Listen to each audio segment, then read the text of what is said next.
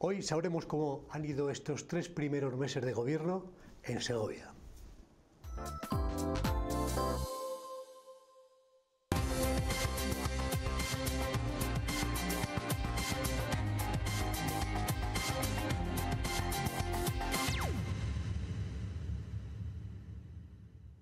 Muy buenas noches, señoras y señores, bienvenidos a Enfoque de Actualidad en la 8.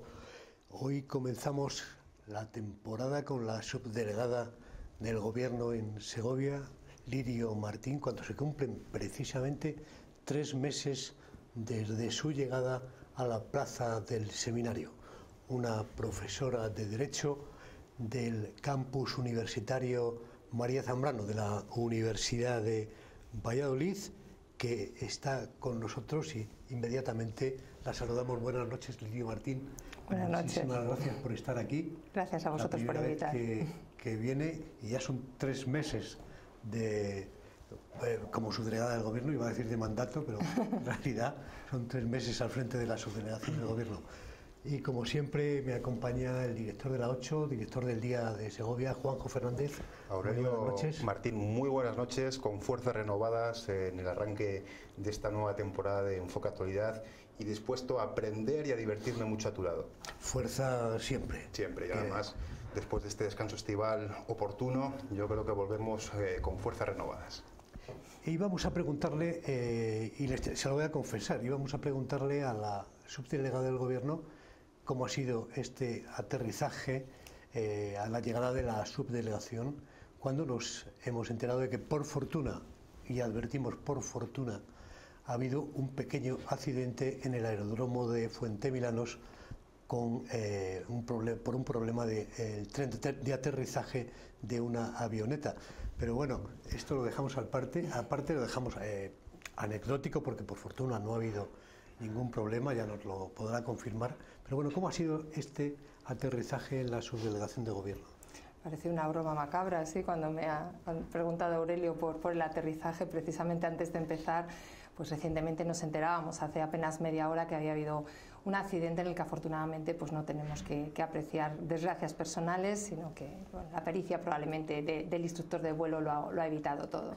El aterrizaje en la subdelegación, bien, correcto, perfecto. No es un aterrizaje forzoso, sino que es un aterrizaje con todas las garantías, porque afortunadamente todas las personas que me rodean son personas con las garantías suficientes para que todo esto funcione. Es decir, desde los funcionarios hasta el asesor y la persona que tengo trabajando conmigo día a día como personal de prensa. Gente sobradamente preparada y lo hacen muy fácil, hacen fácil el día a día, aunque es complejo. Pues dada la información, y antes de empezar, y para empezar bien, vamos a conocer un perfil de Lirio Martín.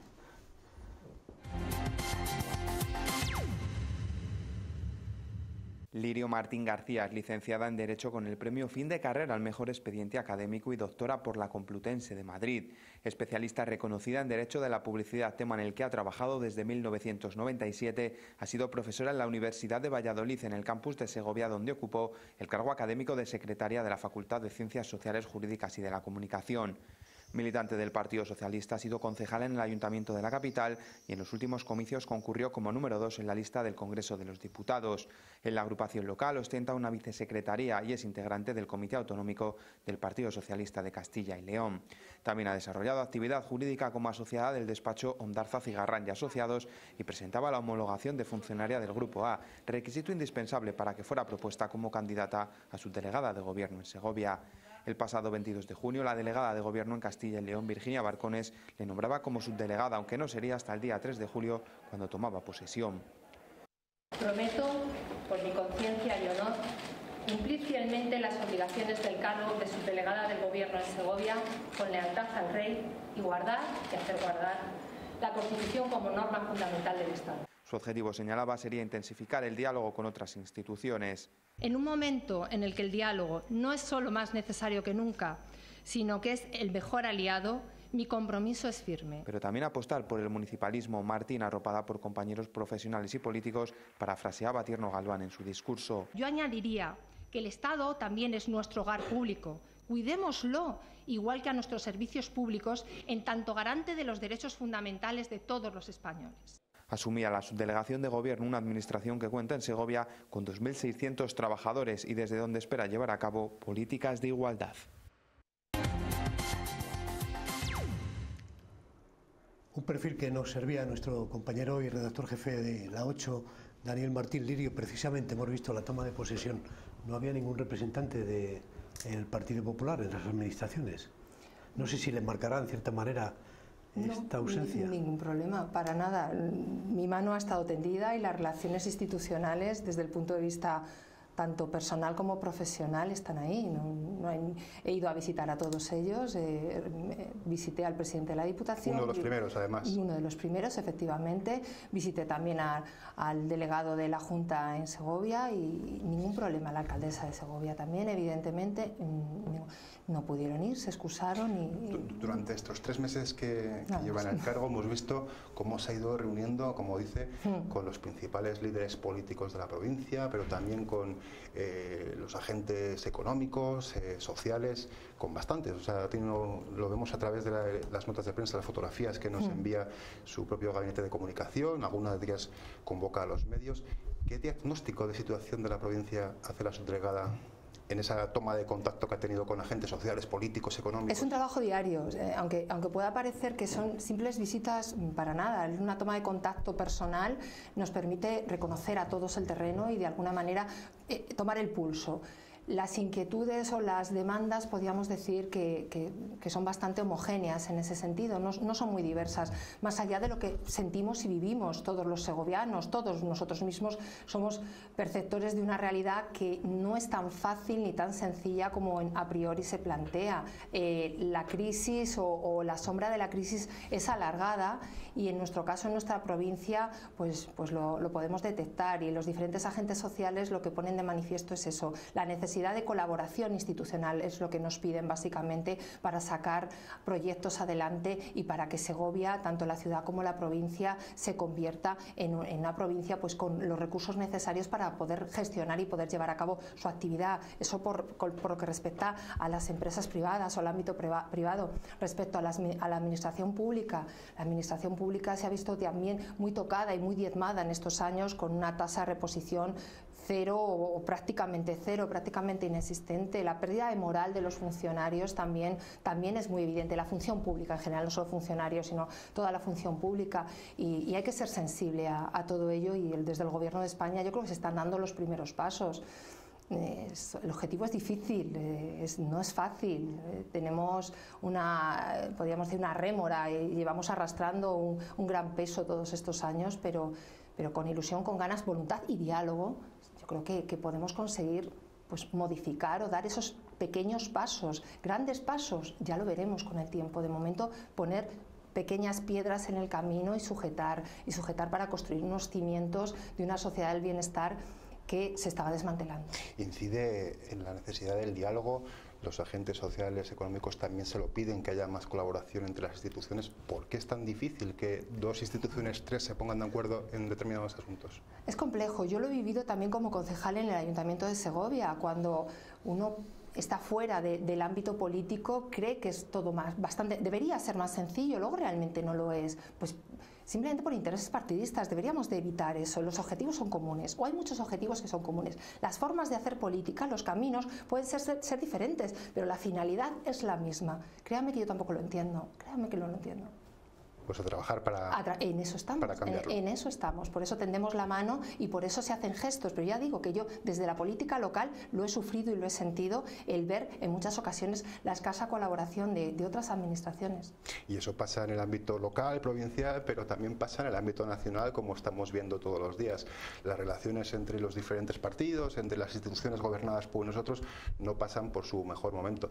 El gobierno de Pedro Sánchez, con una minoría parlamentaria pues bastante raquítica, está teniendo bastante dificultades pues para llevar a cabo su acción de gobierno. ¿Cómo ve al gobierno de Pedro Sánchez desde aquí, desde Segovia, la subdelegada?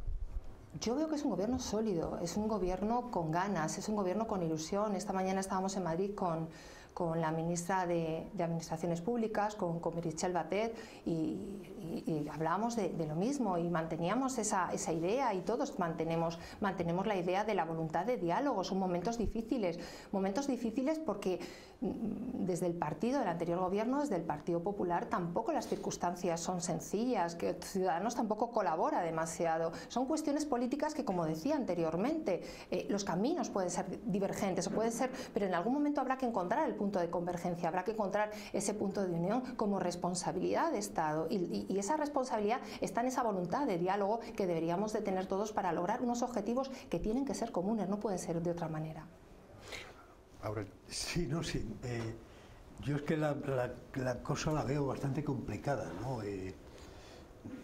Cataluña es un problema que cada vez se enquista más, aunque sea coincidiendo con este aniversario del 1 de octubre, con la voz de ánimo que dirige el presidente de una institución como la Generalitat hacia la Kale Borroka catalana.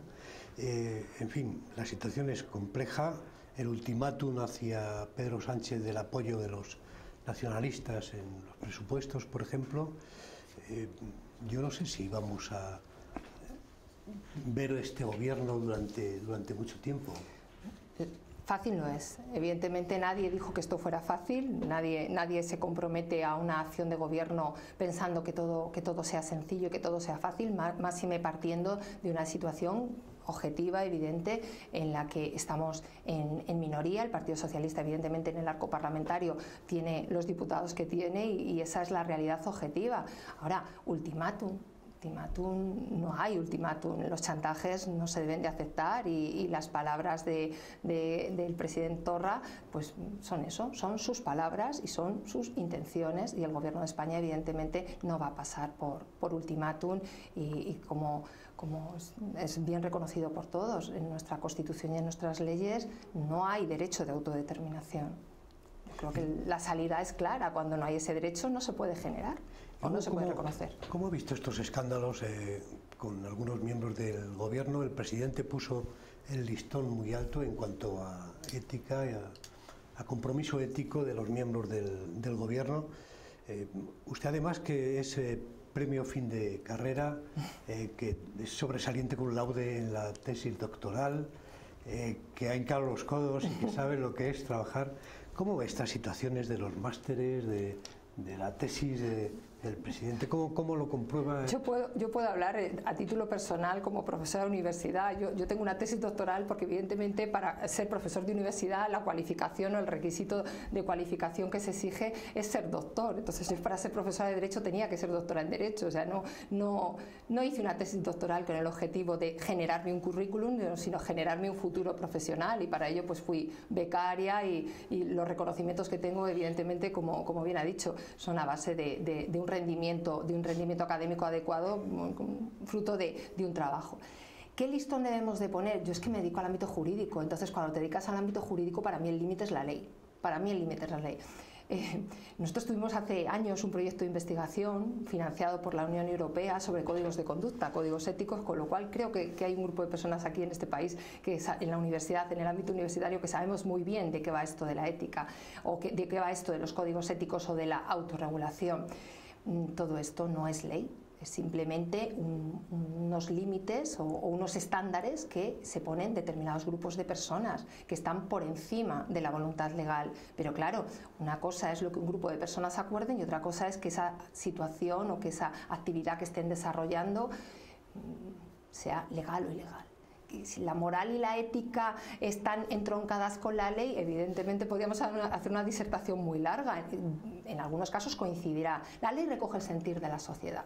Entonces, si la sociedad marca el camino, la ley debería responder y recoger el poder legislativo lo que dice la sociedad. Pero desde el punto de vista ético, desde el punto de vista moral, somos los grupos de personas que suscribimos esos códigos éticos los que deberíamos cuestionarnos en algunos momentos si realmente son tan necesarios o si es tan necesario ponernos el listón tan alto. El tiempo lo dirá. Con 2 ministros dimitidos en menos de 100 días de gobierno, otros 2 ministros en la picota en las últimas semanas. Hay declaraciones, por ejemplo, la del secretario provincial de su propio partido aquí en Segovia, José Luis Aceves, que decía el otro día que PP y Ciudadanos están actuando como la Gestapo, que están poniendo demasiado el dedo y el foco en determinados asuntos, y que alguna vez incluso le van a sacar el expediente de cuando no fueron a clase cuando eran pequeños, exagerando a lo mejor. los partidos políticos pueden decir lo que les parezca, hay libertad de expresión, evidentemente opinan. Desde la acción de gobierno, desde el gobierno de España, lo que hay que hacer es eso, es gobernar y centrarse en los problemas diarios y sacar adelante y aportar las mejores soluciones que tengamos. Lo demás es que hay mucho ruido, en estos momentos hay demasiado ruido y quizá por poca lealtad institucional, que es lo que se echa en falta. Estamos viviendo en estos últimos tiempos un nivel de exigencia hacia el partido de gobierno que no se ha vivido absolutamente nunca. No podemos olvidarnos que el gobierno legítimo actual, el gobierno del Partido Socialista, entró en acción como consecuencia de la total y absoluta decadencia del gobierno anterior, como consecuencia de los golpes provenientes de la Administración de Justicia. Fue la Administración de Justicia la que en un determinado momento, al poner coto a las actividades ilícitas, por eso hablaba de la ilicitud a diferencia de la ética, actividades ilícitas que se estaban desarrollando en el Partido Popular, lo que llevó a la debacle del Partido Popular. Eso no era ruido, eso es una realidad objetiva y ahí están los datos y ahí está la Administración de Justicia encarando esa situación y sacando adelante, como no puede ser de otra manera, este tipo de circunstancias de ilicitudes legales. Lo que está sucediendo ahora mismo dista mucho de todo aquello. Lo que está sucediendo es ruido. ¿Ruido por qué?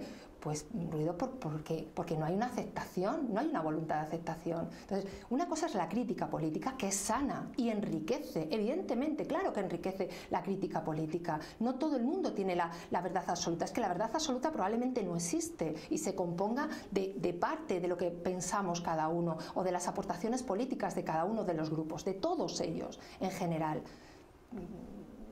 Todo lo contrario, todo lo demás es, como yo digo, Pedro distorsionar. Sánchez también llegó a la Moncloa comprometiéndose a convocar elecciones en un breve periodo de tiempo. ¿Cuánto es ese breve periodo de tiempo? Porque sí que la oposición reclama la convocatoria cuanto antes, incluso dentro de ese ruido, no sé si está voces internas dentro de su partido que también reclaman que lo mejor sería que se convocasen cuanto antes. El papel de la oposición va a ser siempre pedir elecciones, porque ese es el papel de la oposición y más en los momentos en los que ellos se encuentran. Es, como yo digo, es una manera de enfocar su política cuando probablemente no tengan otro discurso que hacer. Si no hay otro discurso y no hay otro mensaje que lanzar, pues probablemente lo que se pida es convocar elecciones. El papel del actual gobierno es gobernar y desarrollar acciones de gobierno. ¿En cuánto tiempo se debe o en cuánto tiempo no se debe de convocar elecciones? Yo creo que hay que asentar las bases del estado de bienestar, sujetarlas nuevamente, como he dicho inicialmente, y a partir de ahí, qué es breve o qué no es breve es algo que se puede ir viendo a lo largo del tiempo. Evidentemente puede haber situaciones en las que sean insostenibles y evidentemente se tendrán que convocar elecciones, pero yo creo que al gobierno del Partido Socialista se le debería dar esa oportunidad por esa ilusión que impregna a los grupos sociales y que yo he detectado en Segovia en las distintas reuniones. No perdamos esa ilusión, no perdamos esas ganas, no perdamos esa voluntad de diálogo y de alguna manera interpelemos al resto de los grupos parlamentarios a colaborar, a asentar de nuevo las bases de la sanidad, de la educación, de la dependencia, de las pensiones, a mejorar lo que puede ser nuestro sistema de función pública, todas esas cuestiones. ¿Insostenible sería, por ejemplo, no poder presentar presupuestos generales del Estado?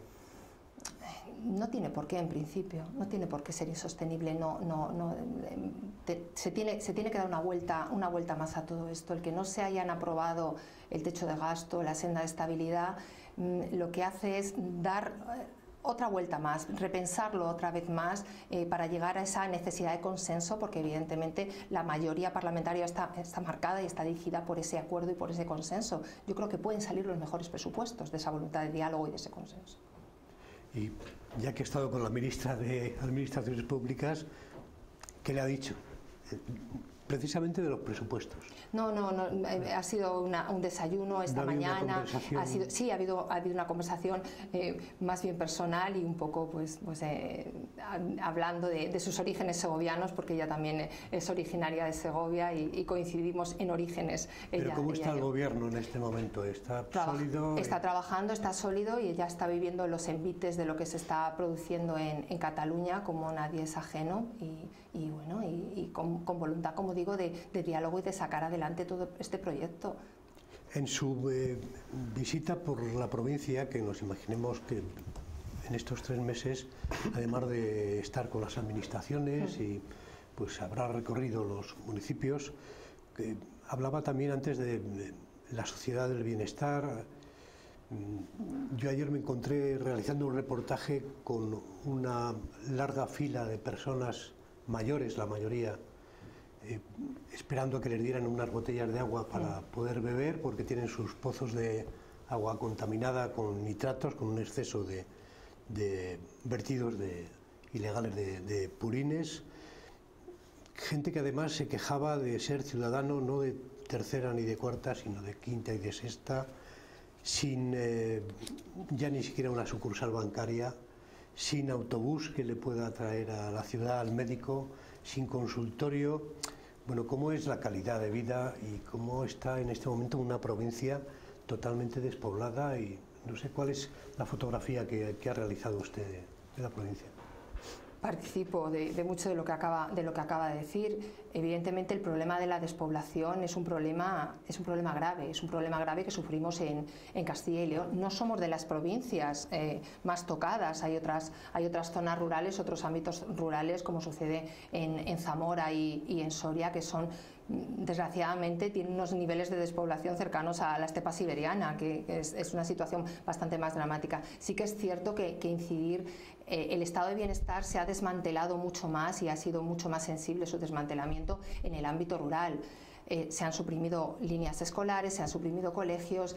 Con respecto al tema de la salud, estos últimos tiempos también ha habido pues un debate duro con respecto a las oposiciones de los médicos, la sanidad y la educación, y junto con la dependencia, grandes pilares del estado del bienestar, vemos cómo se están viendo muy sensiblemente reducidos. Entonces habría que mantener ese tipo de políticas. Desde el Grupo Socialista en las Cortes de Castilla y León me consta que se han realizado diferentes iniciativas en cuanto a los colegios, pues para mantener los colegios reduciendo el número de alumnos a un número mínimo de 3 alumnos. Se han tomado también iniciativas respecto al tema sanitario para compatibilizar la actividad de los médicos que no tenían oposición junto con los nuevos opositores. Bueno, estos médicos, estamos hablando de personas, de profesionales con una gran experiencia, que tienen una edad en torno a los 50 años, que no tienen consolidada su plaza porque no ha habido oposiciones.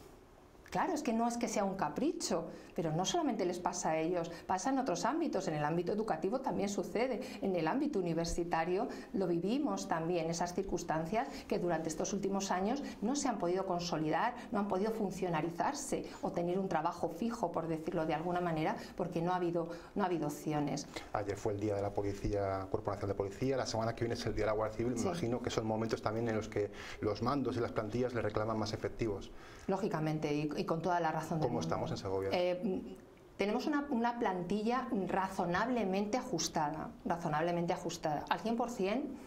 Difícil, como digo, por las últimas situaciones que estamos viviendo, pero en Ávila ahora mismo hay cerca de 3.000 policías formándose. Aquí tenemos varios alumnos y bueno, y yo creo que es un buen mordisco el que se va a dar ahora a la administración. Se han convocado, yo creo que algo más de 31.000 plazas en la oferta de empleo público, que como digo, no es suficiente, pero sí es un primer paso para dotar sobre todo a las fuerzas y cuerpos de seguridad del Estado. Ellos sí que han tenido tasa de reposición, afortunadamente, y lógicamente, como no puede ser de otra manera, aunque sería más necesario, sobre todo hay mayores necesidades, sobre todo en el ámbito de la Guardia Civil, por el ámbito rural en el que desarrollan su actividad, y esperamos la incorporación de más agentes. Pues vamos a continuar hablando de las fuerzas y cuerpos de seguridad del Estado, una de sus competencias en la subdelegación de gobierno, pero será dentro de un par de minutos después de la publicidad.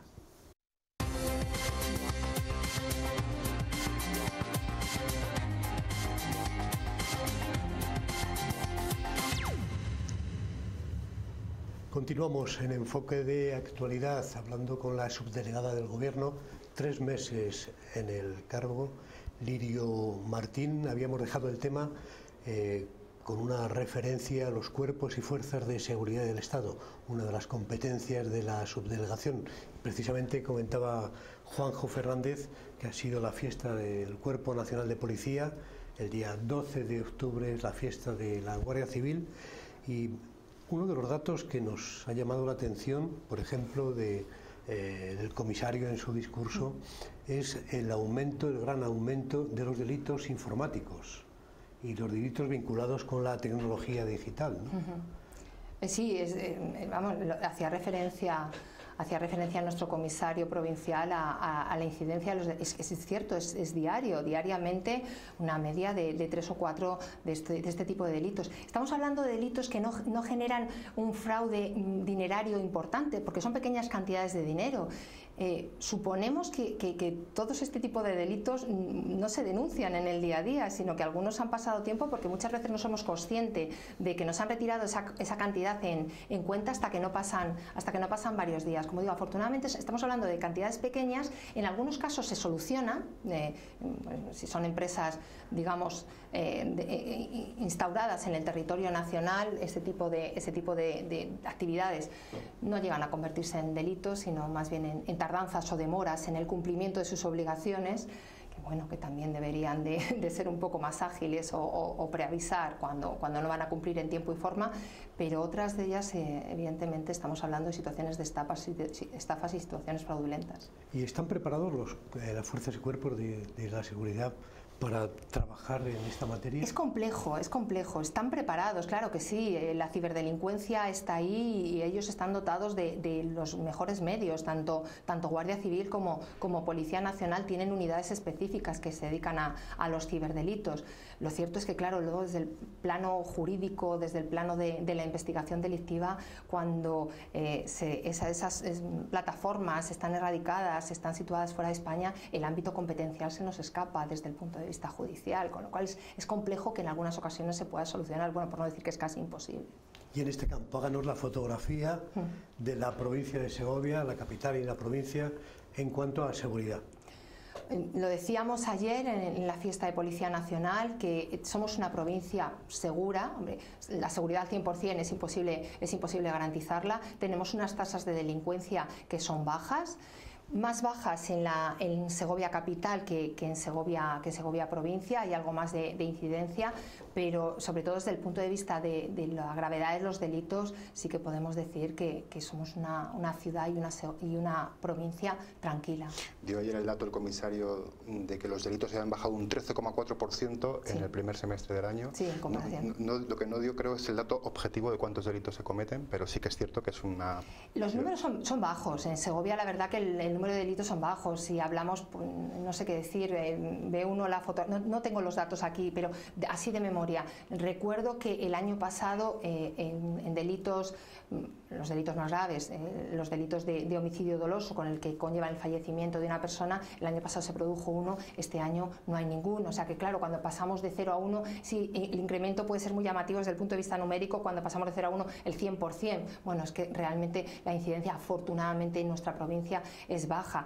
Los hurtos están ahí, pero tampoco son un número, no desempeñan un número muy elevado. Tuvimos la temporada pasada en este programa al comisario provincial y al teniente coronel de la Guardia Civil, y nos decían que lo que más les preocupaba ahora mismo eran las bandas itinerantes que vienen de Madrid, dan el palo, lo digo entre comillas, lo del palo, y se van. Es cierto que son esa es la delincuencia que ahora mismo está actuando en Segovia capital y en Segovia provincia. El único delito que ha experimentado un pequeño repunte o que ha subido con respecto al resto de las actividades delictivas tiene que ver con el robo con fuerza en las cosas, el robo en las viviendas. Segundas viviendas, hay que decir, o viviendas que son consideradas primeras en los momentos de vacaciones. Por eso hemos incidido mucho desde el primer instante en su delegación para que todos tomemos las medidas oportunas cuando nos vamos de vacaciones o dejemos la llave a algún vecino.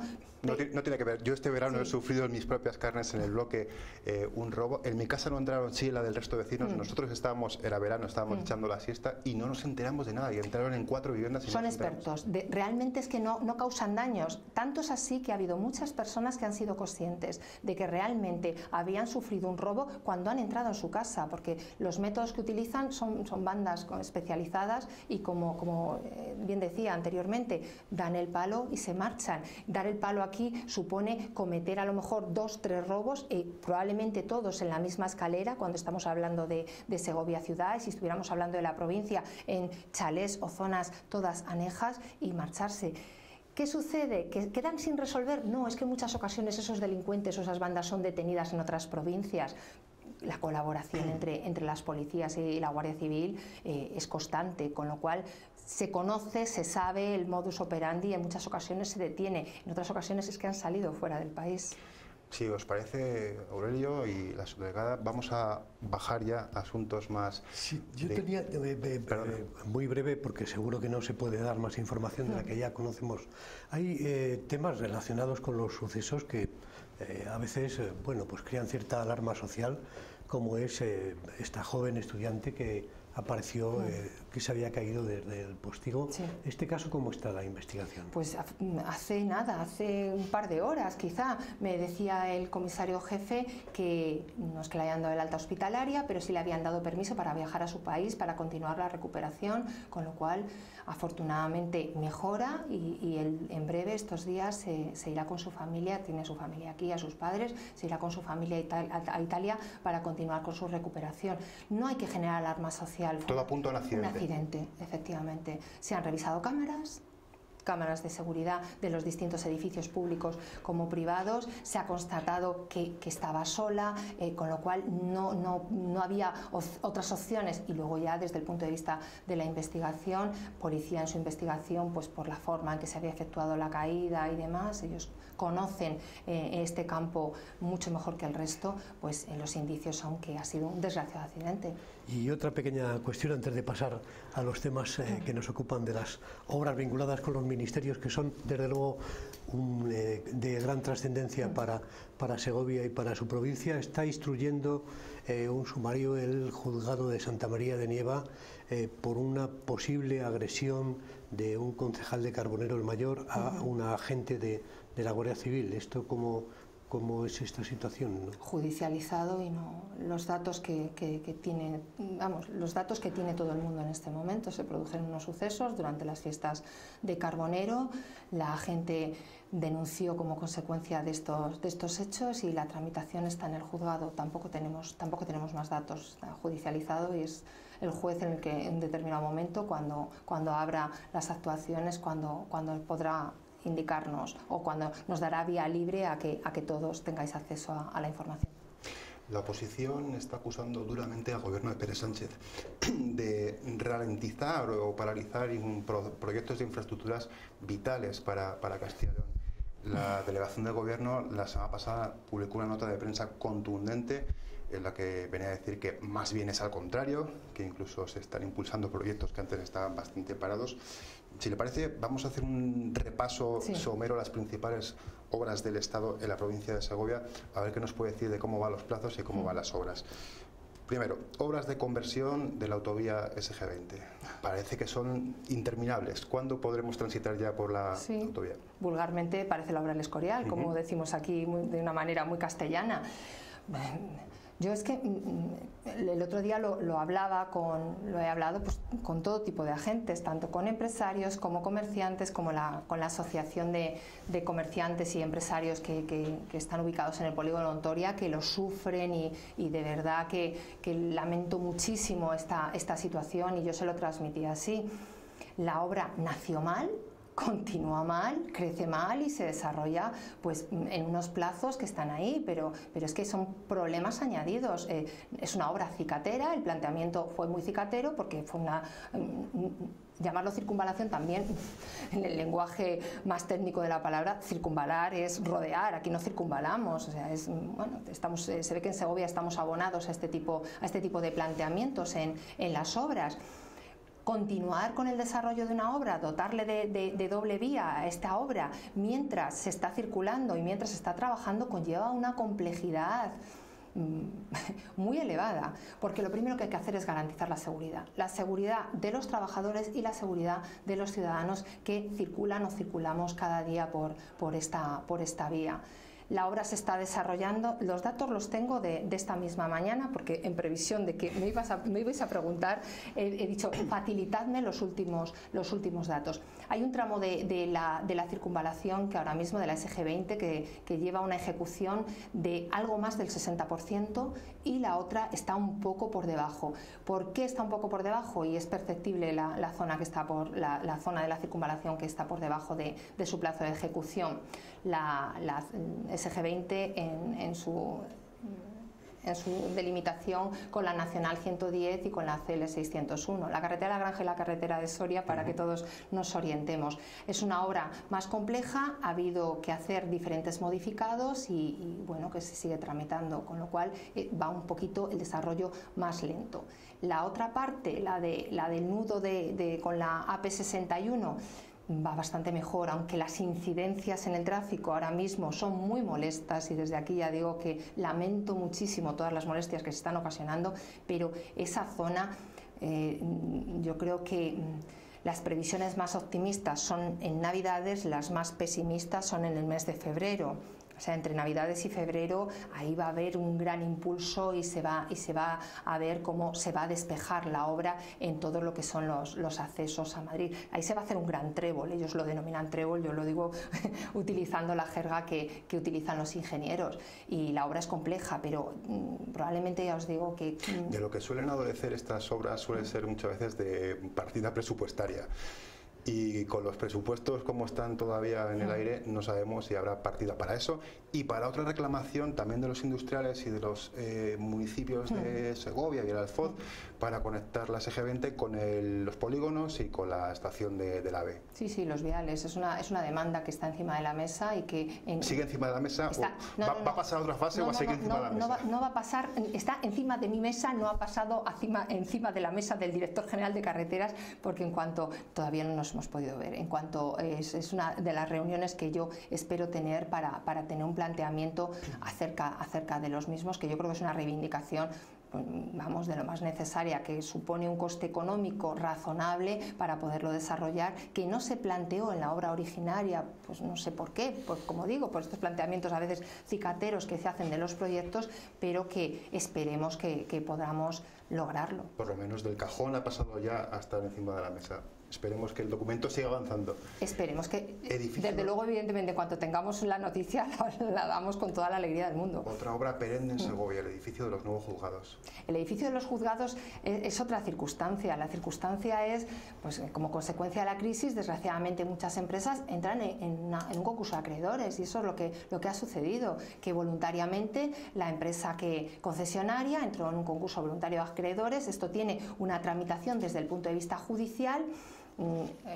Tramitar un concurso voluntario supone agilizar el procedimiento, a diferencia de lo que pueda ser un concurso obligatorio de carácter necesario, que es impuesto, y en este caso sí que podemos decir que se va a realizar una cesión de contrato. Es decir, esperemos que estos días, tampoco tenemos las fechas, pero a lo largo de estos días se va a producir una subrogación en el contrato de otra empresa. ¿Qué se está evaluando? Se está evaluando ahora mismo en el Ministerio que la nueva obra, la nueva empresa que va a asumir la adjudicación de la obra, la nueva cesionaria, pues reúna los requisitos de solvencia y capacidad, es decir, que puede ejecutar la obra en las mismas condiciones que las empresas anteriores. Nos acaba de hablar de las Navidades como un plazo para que al menos una zona en la conexión de la SG20 con la AP61 bueno, pues puede estar terminada, puede producirse el desatasco que hay ahora, que incluso los que agudizan más el ingenio tratan de evitar, metiéndose por el aparcamiento de una gran superficie comercial. Pero también pudimos comprobar, hicimos unos análisis de los presupuestos de este año, que bajaban las partidas presupuestarias, que el final del desdoblamiento de la SG20 se aplazaba más de lo previsto, no acababa en el 2019. ¿Cuál podría ser la fecha de finalización de este desdoblamiento? En torno a 2020, absolutamente todo en torno a 2020. Lo que sí que es cierto que entre primavera y verano de 2019 va a estar prácticamente no el 100%, pero sí una parte muy importante de la obra, teniendo en cuenta que ahora estamos a más del 60%, una parte de la obra, entre primavera y verano de 2019, una parte importante de la obra va a estar terminada. Y lo que sí que tiene presupuesto, porque ahí hubo una enmienda del grupo de Ciudadanos, 1 millón de euros, el Teatro Cervantes. El Partido Popular, comentaba Juanjo antes, que bueno, está diciendo que ustedes no están desarrollando los presupuestos, precisamente les ha acusado de tener paralizada la inversión del 1 millón de euros para no comenzar las obras. Es muy curioso que hablen de paralización de las obras cuando en 2011 se sacó a licitación por algo más de 8 millones y pico de euros, 8 millones y medio, no sé el dato de memoria, pero durante un gobierno socialista se sacó a licitación el proyecto del Teatro Cervantes. El gobierno del Partido Popular pues lo ha dejado dormir el sueño de los justos. Sí que es cierto que a través de una enmienda se ha dotado presupuestariamente, que eso es lo que nos interesa en el momento actual. Tenemos 1 millón de euros presupuestado y lo que se está haciendo, estuvo la alcaldesa de la ciudad, Clara Luquero, en el Ministerio de Justicia, ha estado hace pocas fechas, y lo que se está haciendo es una adaptación del proyecto a la nueva legislación, con lo cual yo creo que ese 1 millón de euros se le va a dar uso y se va a impulsar y a tramitar este proyecto tirando de esa primera partida inicial de presupuestos. Si os parece, volvemos a las carreteras. La travesía de San Rafael, otra reivindicación histórica de los vecinos y más necesaria que yo creo que ninguna otra. ¿Para cuándo habrá una solución? ¿Cuándo se apaciguará el tráfico en la zona? ¿Cuándo se sacarán los camiones de San Rafael? Pues con respecto a la travesía de San Rafael, lo que hay que decir pues es otra situación de inacción por parte de los gobiernos y lo que va a suceder en este momento, lo que se va a poner encima de la mesa es hay una declaración de impacto ambiental que está a punto de caducar, cuyo periodo de caducidad es el 28 de febrero, o sea, dentro de unos meses de 2019, y lo que se está haciendo ahora mismo es tramitando el proyecto informativo, porque no se tramitó el proyecto informativo, simplemente se aprobó una declaración de impacto ambiental donde se daban varias opciones. Si tienen ocasión de leer la declaración de impacto ambiental, ahí se dan varias posibilidades de actuación con respecto al desvío del tráfico en la zona de San Rafael. ¿Qué se va a hacer con respecto a este estudio informativo? En el estudio informativo lo que se va a hacer en esta declaración es optar por una de las vías, por una de las soluciones propuestas. ¿Cuál es la solución más adecuada? Pues la solución más adecuada pues parece indicar que podría ir como en el municipio de Guadarrama, utilizar parte de las vías que ya existen para descongestionar el tráfico en San Rafael. También será el próximo año, en 2019, cuando se revise la concesión de la autopista de peaje. De acuerdo con una sentencia del Tribunal de Justicia de la Unión Europea, y habrá que establecer valoraciones y estimaciones de carácter objetivo de acuerdo con los datos que aparece en esa resolución judicial y en el Real Decreto que la vino a transponer a nuestra normativa española, y es es que yo creo noviembre de 2019 cuando se tienen que realizar ese tipo de ajustes por una serie de incumplimientos que se realizaron a la hora de elaborar pues los túneles de Guadarrama y el desarrollo de la AP6. Ahí veremos cuando se cumple la concesión, si estamos hablando de cuántos años estamos hablando. Sí, pero ahí realmente yo creo que a veces se puede uno confundir con estas cuestiones, porque en el 2019 no se liberalizan las autopistas ni la P61 ni la P6. No. En 2019 se revisa y creo recordar por el decreto derivado de la resolución de la Unión Europea a un plazo de 25 o 30 años. No, la diferencia era como 6 o 7 años, dependía 30, 36. Dependía un poco como digo, de una serie de datos objetivos, de cuántos coches, cuántos vehículos habían pasado, tal. Es decir, de alguna manera era revisar el contrato como digo, por una serie de incumplimientos o de distorsiones que se habían producido con el cumplimiento contractual. Estaríamos hablando de eso, a lo mejor de 6 o 7 años más, pero para nada se estaba hablando de que en 2019 lo que no vamos a hacer es dar datos que no son objetivos. Estaríamos hablando de estimaciones. Que hablamos de 6 años, que hablamos de 4, hay que establecer ese periodo. Estaría en torno a los 6 años, pero depende hacia arriba o hacia abajo. Uno de los mayores quebraderos de cabeza de su predecesora en el cargo, Pilar Sanz, fue la nevada que precisamente cayó en esa autopista. ¿Cómo lleva la preparación del operativo de viabilidad invernal? ¿Se ha empezado algo? No, todavía no hemos desarrollado el plan de viabilidad invernal. Se está gestionando primero en delegación de gobierno y a través de las indicaciones desde delegación de gobierno lo desarrollaremos en las distintas provincias. ¿No vamos un poco tarde para empezar a prepararlo? A 20 grados. Lo decimos a 20 y tantos grados, pero el invierno está a la vuelta de la esquina. Sí, evidentemente, pero bueno, que vamos a ver, no creo que vaya... Las circunstancias del año pasado fueron excepcionales. Yo creo que la respuesta que se dio en muchas ocasiones tuvo más que ver con la inacción de una concesión de autopistas que con la inacción de lo que fue el Ministerio de Fomento, la colaboración institucional. Hay otro departamento que tiene mucho que ver con la Administración Central, que depende de la Administración Central, la Confederación Hidrográfica del Duero, y hay bastantes proyectos y bastantes intereses de Segovia en relación con este departamento. Está el tema de la presa de Ziquiñuela y muy reciente también está la polémica con las caceras y las restricciones del uso de las caceras por los antiguos regantes.